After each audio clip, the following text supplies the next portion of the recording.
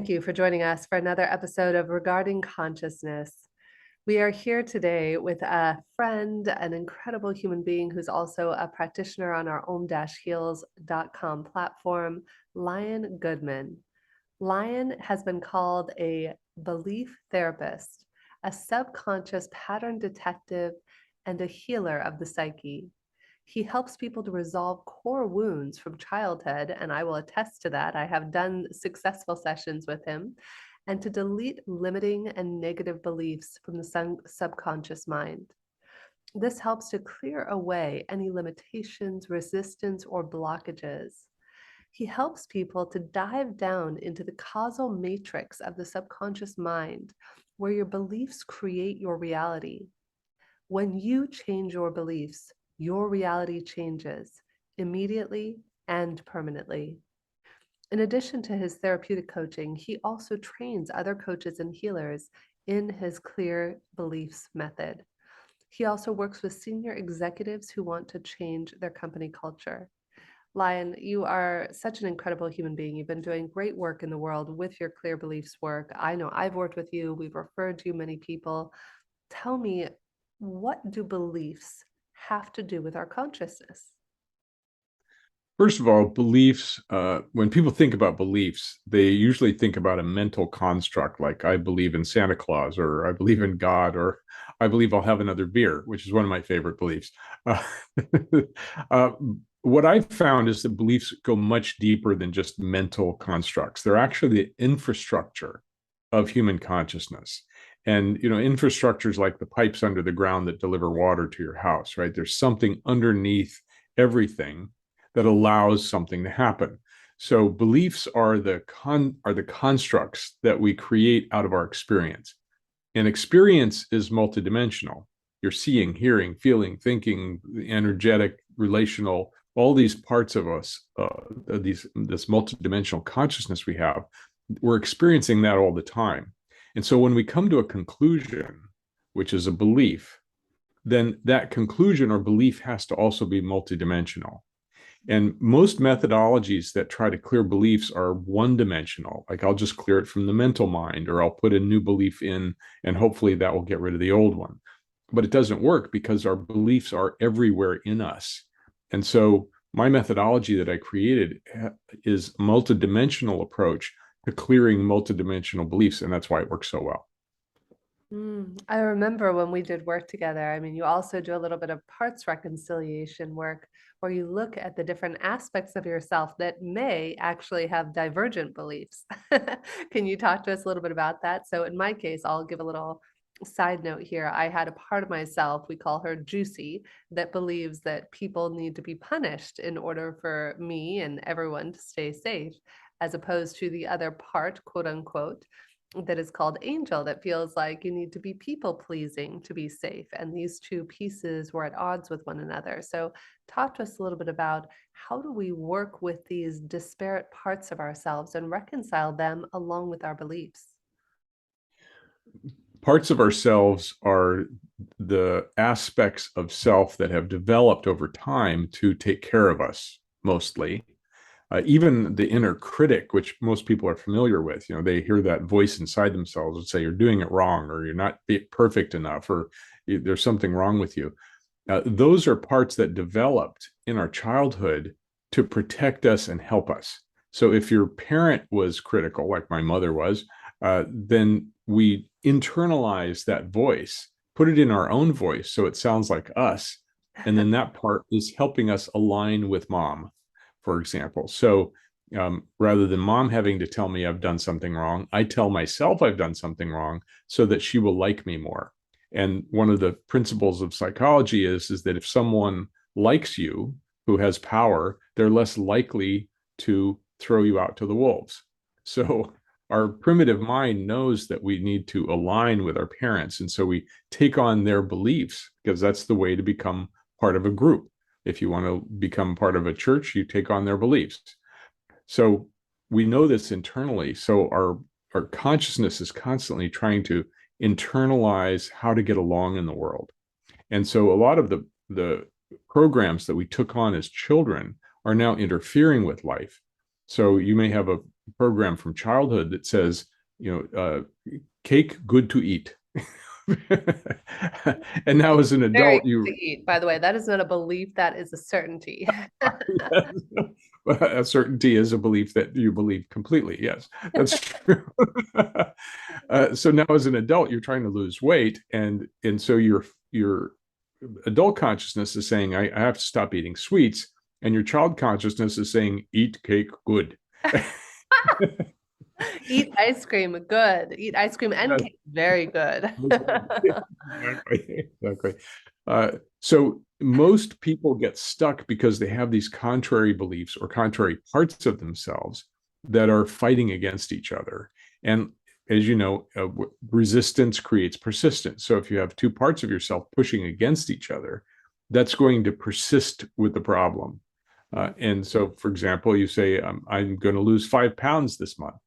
And immediately you hear the voices that say, you've never done that in your life. Forget it. Don't even bother trying. And another voice says, oh, yeah, sure. Yeah, we have that wedding coming up. You can't stay on a diet during a wedding. And then the part that goes, cake and refrigerator, eat good. so, so we have these voices, these internal voices. And most people are stopped from moving forward or creating their life because of these internal conflicts and voices. It's not by external circumstances that people stop or quit. It's by the internal voices that get them to give up. And so by learning how to clear the beliefs and clear the voices, get the voices settled inside and give them different jobs, because they're trying to protect you mostly, or trying to do something good for you. But but they're doing the same job they were doing when you were 5 years old. So by updating them, we can transform them so that they become, instead of an inner critic, an inner cheerleader, or a belief that says I'm no good, to one that says I am a divine being. So that's my work, is going in and making those changes in the psyche so that all the parts are aligned for the person's true purpose in life. I can hear our audience in my mind's eye, Lion, and what they're saying is how, when, how long does it take? I've been fighting with cake my whole life.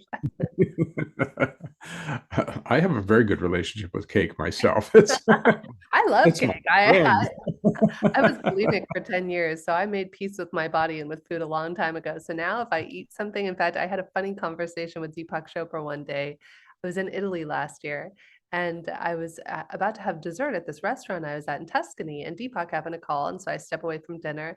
I said, Deepak, just as an aside, if I tell myself that this tiramisu is a carrot, will my body and consciousness register this tiramisu as a carrot? And of course, Deepak laughed. He said, oh, of course, Jennifer, we've been studying that for many years and that's already proven. So I'm just saying that because if you tell yourself something is good, quote unquote, for you, it could be good for you. But if we tell ourselves that it's bad or we're wrong for eating it, then that's where you get in an accidental adversarial relationship with yourself and food.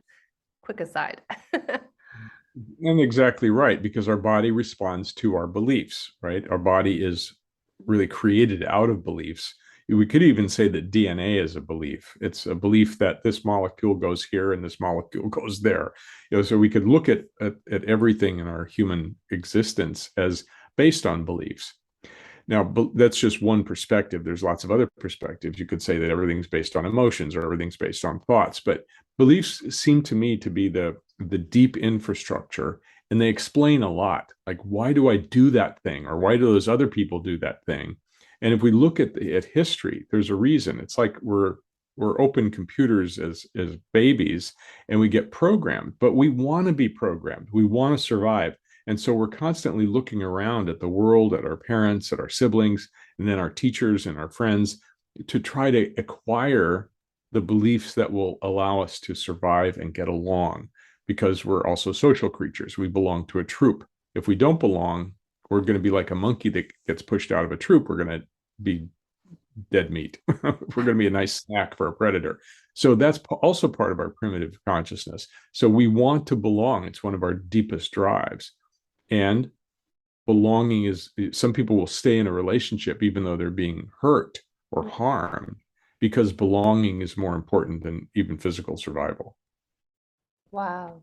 I mean, that's so powerful. So how long does it take, Lion, to begin to reprogram our brains? It's kind of like you're recoding Lion Goodman, Jennifer K. Hill. How long does it take? Is it something that you can do in a week, in a month? It seems like it might be a lifetime to recode and reprogram all your beliefs.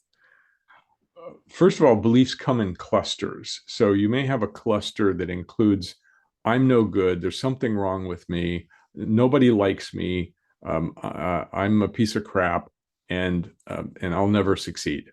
And they cluster together and they reinforce each other. So if we can get to the core of that entire cluster, we can often pop the whole cluster in one session. But Mm. sometimes it takes many sessions to clear one and then the next and then the next. And then finally it kind of flies apart. And in my estimation, most of us have 3 to 5 clusters of beliefs that are primary drivers of our life. So we also have tens of thousands of beliefs from growing up. And so, but most of them are neutral, some are positive, and some are negative. We just focus on the negative ones that are interfering with a person's life and clearing those, and then they can move forward. And then what happens is, as you're moving forward in life, other beliefs crop up because they've been sitting in the subconscious mind, sort of watching and waiting. And so then you have a tool that you can clear them one at a time. I call it the machete method because you can get through a whole jungle with just a machete. You just cut what's in front of you, take a step forward, cut another thing in front of you, and take another step forward. So once we give our clients the tools they can use for the rest of their lives. So I get asked that question a lot. How many sessions will it take? It depends on how many beliefs you have, how many clusters you have, how deep they are, but we can often clear a single belief or a belief cluster in a single session. And how do we begin to identify these beliefs? I think that's probably the most insidious part about beliefs is that we're blind to them. We are completely blind. Most of us, we say, I hear people thinking out there right now. I hear you thinking this. I don't have any negative beliefs. That's not true at all. I just eat cake because I like cake. Well, I have an exercise called belief self-diagnosis, which I offer in my ebooks. And it's a way of beginning to make the subconscious beliefs conscious. And the exercise is quite simple. So let's say you want to find out what your beliefs are about love. What's interfering with my love life? And so you take a piece of paper out or a new document on your computer and you ask the question out loud, something I believe about love is, and then you listen to your mind.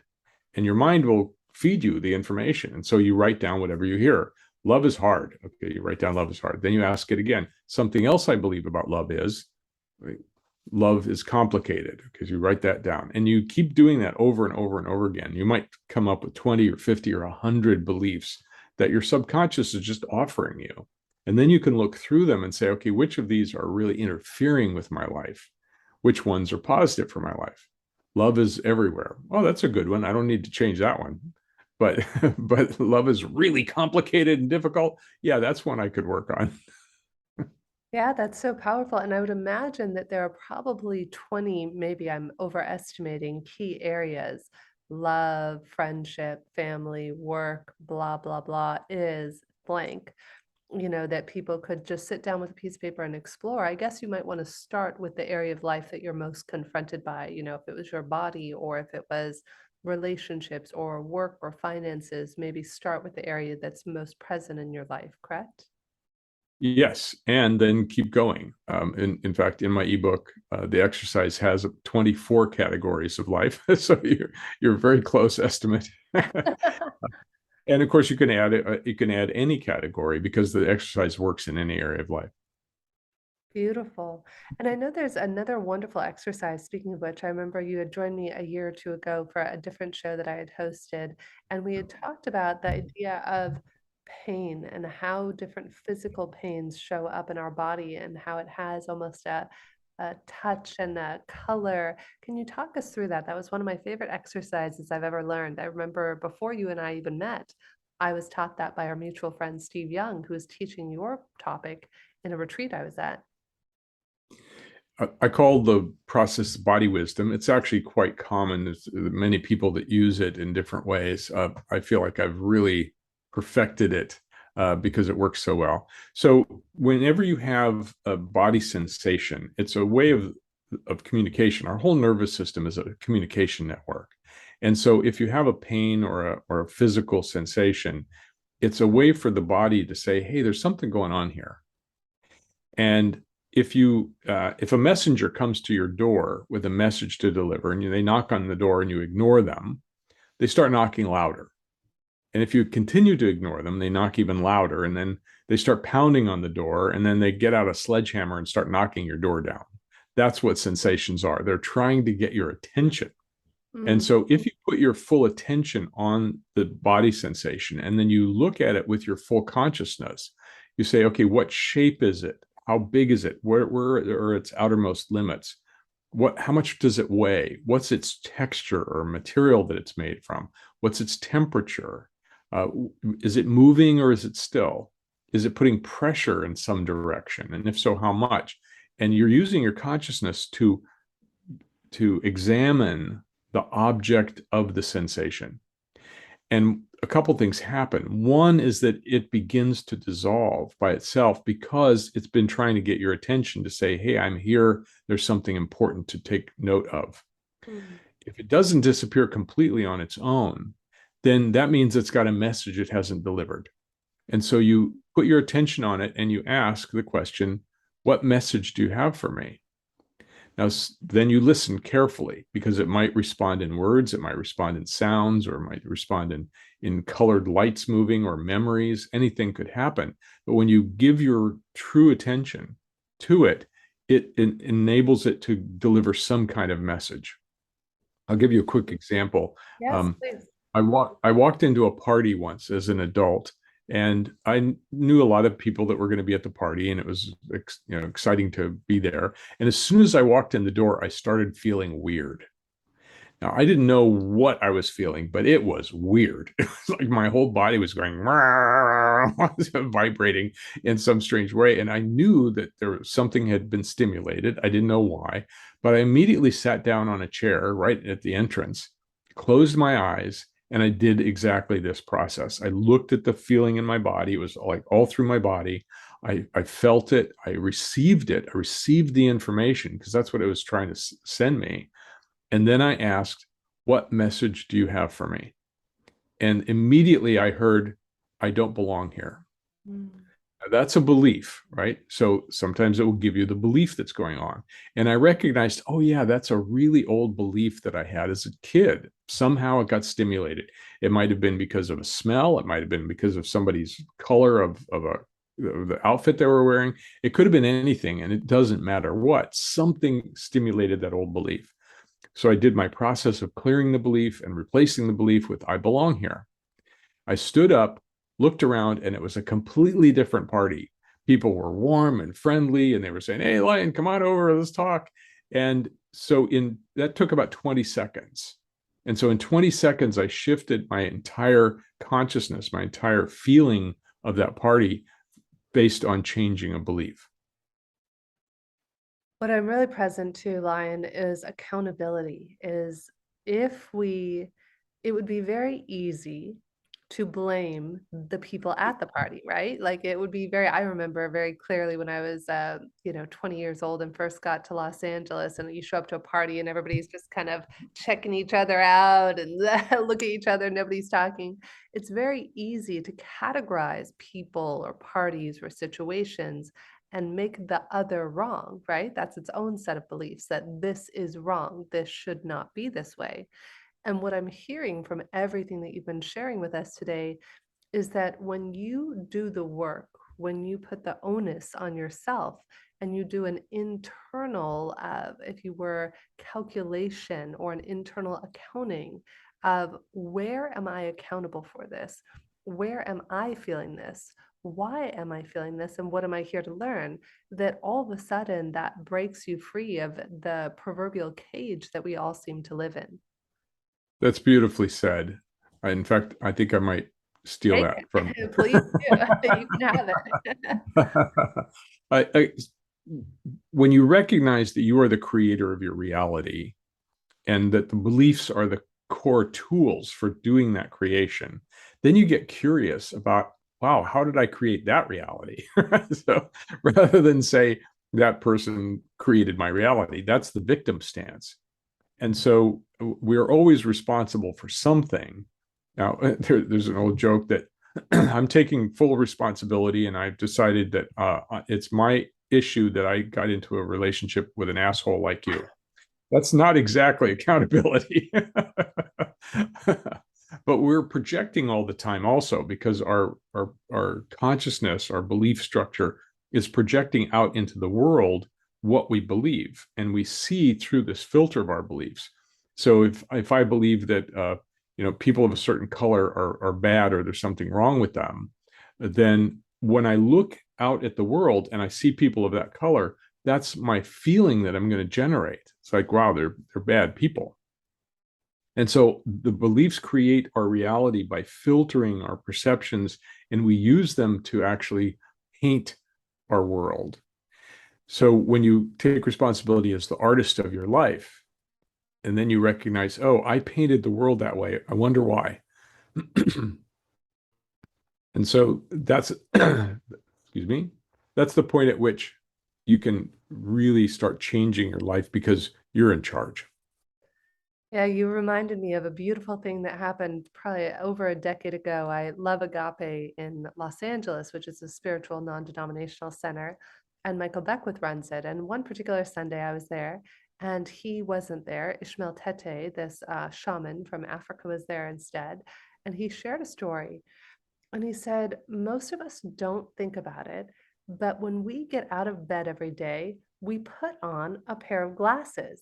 And we don't even realize that we've done this, mind you, in the same way that you could have rose colored glasses where everything appears to be rosy, then the same thing is true, but we don't realize that we are putting on disappointment colored glasses, frustration colored glasses, as you just pointed out, judgment colored glasses.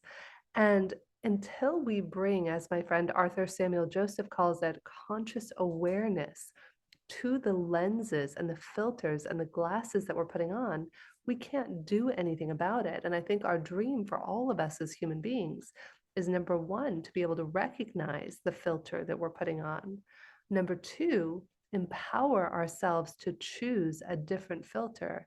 And number three, one day, Lion, I don't know if it'll happen in our lifetimes, live in a no filter world, but that's something we can all aspire to. That's beautiful. Many times it's difficult to find the source material because a lot of our belief structures came in the first 2 years of life before we had words. And this is why word-based therapies are only partially effective, because we have to get down to the pre-verbal consciousness, the pre-verbal beliefs that we structured. I'll give you an example. I was working with a multimillionaire who had made and lost millions of dollars many times over. Made millions, lost millions, made millions, lost millions. He was really tired and he wanted to understand, why is this happening? And so I took him through my process. We went back in time, and he suddenly realized that he remembered walking with his mother on the streets of New York, and at the age of 3, and looking down and seeing a shiny penny. And he got very excited, and he reached down to pick up the penny, and his mother jerked him back and said, "Don't touch that, it's dirty." And he suddenly realized that that incident had made him feel like money is dirty. That's what mom said, after all. And so no matter how much he made, he couldn't hold on to it because it was dirty. So clearing that belief, he didn't lose any money after that. So that's an example of how subtle these programs can be and how deep they can be in the subconscious mind. And that's why I go diving in the subconscious to find the source material. And when you change it at the source, everything else changes because now you're looking through a different colored sunglasses. Mm. Beautiful. And it actually ties in perfectly. We have another guest on this podcast, Dr. Cynthia Sue Larson, who wrote the book Quantum Jumps. And she was sharing in her book of the idea of just quantum jumping. You can quantum jump to different variations of yourself, but first you need to see, what are your limiting beliefs? What are the things that are stopping you, so you can jump to that version of yourself that is prosperous, that is XYZ. I think that's so powerful, Lion. Well, on that note, I would love to have you share, where can people connect with you? I know you have your program coming up. Where can people connect with you and find out more about your work you're doing or work with you? We have a free monthly event where we help people discover their core beliefs, and we call that Belief Relief, and that's beliefrelief.net. You can sign up for our monthly events there. If people are interested in my training, that website is clearbeliefs.com. And if people want to work with me directly, my website is liongoodman.com. Amazing. And for those of you who are interested, if you want to do it, it's totally free and fun to do. You can go to om-heals.com and answer our get matched questions and find out, is Lion one of your matches? He very well might be, and you never know. So we invite you to go out there and explore, dive, excavate, go into your conscious, your subconscious, and begin to dance with your fears, your beliefs, and those things that perhaps are preventing you from showing up as the highest and best version of yourself that is waiting to be seen, known, and heard. Thank you for joining us today.